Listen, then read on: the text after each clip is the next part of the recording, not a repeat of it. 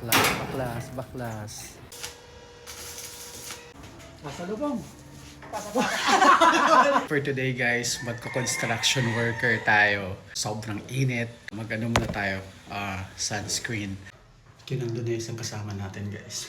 So for today, magkakabit tayo ng hagdan na bakal. Tapos susuotin na natin tong damit na to protect us. Kasi mainit right? So, kailangan protected tayo. Subukan natin maging construction worker. Let's go!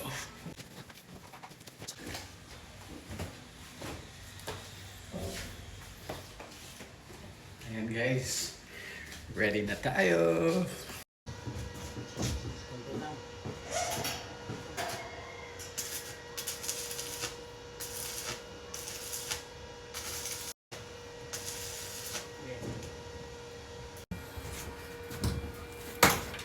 Nilipat na kasi itong hagdan doon.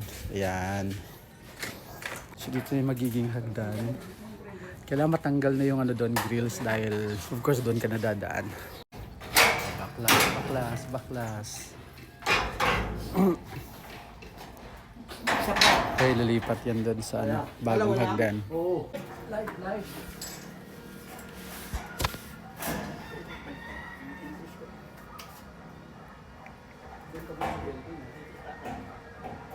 Wala akong baka mag-ground ako. Yan. Para mo na nandun. Oh. Ay, sapin mo lang. Hindi ko na to ha. Sige, nakano na ako. Okay na dito. Makakitang-kita kung tabingi. Guys, isang hagdan na lang. Tatlong na lang steps. May isa pa doon sa taas. Yan. Okay na. Bababa muna tayo. Oh, let's go. Okay.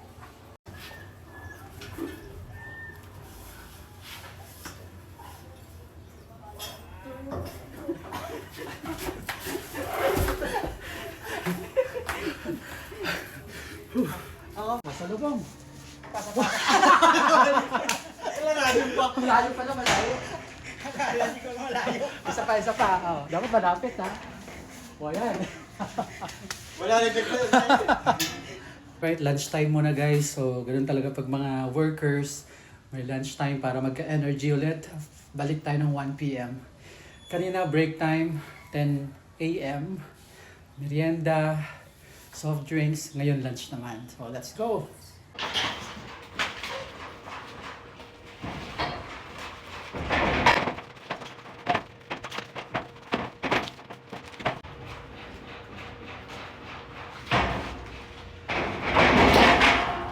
Alright guys, tapos na ang ating trabaho for today. 8 a.m. to 5 p.m. Nag-construction tayo, kaya gutom na gutom ako ngayon. So ngayon, pang construction worker talaga ginagawa natin. Adobong pusit lang ulam natin. Let's go!